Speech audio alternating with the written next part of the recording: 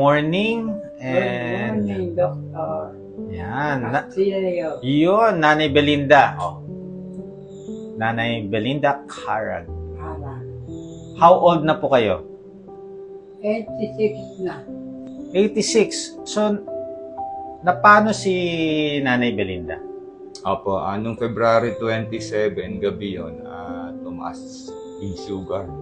Kasi chinek namin. This year lang. Opo, this year. Tapos siguro na-unconscious siya, bumagsak, nabali yung...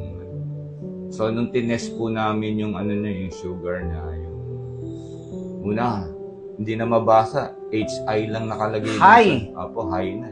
So, nung bumagsak siya, nakalagay doon, high. Apo, nung tinasas, pinakuha ko yung isang sa wife ko yung sa kanya kasi mga 400 plus.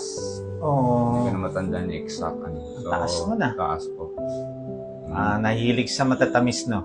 Noon pa, inaano ko na siya na kasi February 27, March 1, 1 year na ako noon ng Itong March 1, nag-1 year na ako Okay. ng low carb. So, si Sir Renato, no? Apo. More than a year nang naglo-low carb. Then, siguro dahil matagal na kayo naglo-low carb, iniinganyo nyo yung mga kasama ninyo na mag-low Low carb. carb. Kaso, syempre, masarap ang dessert.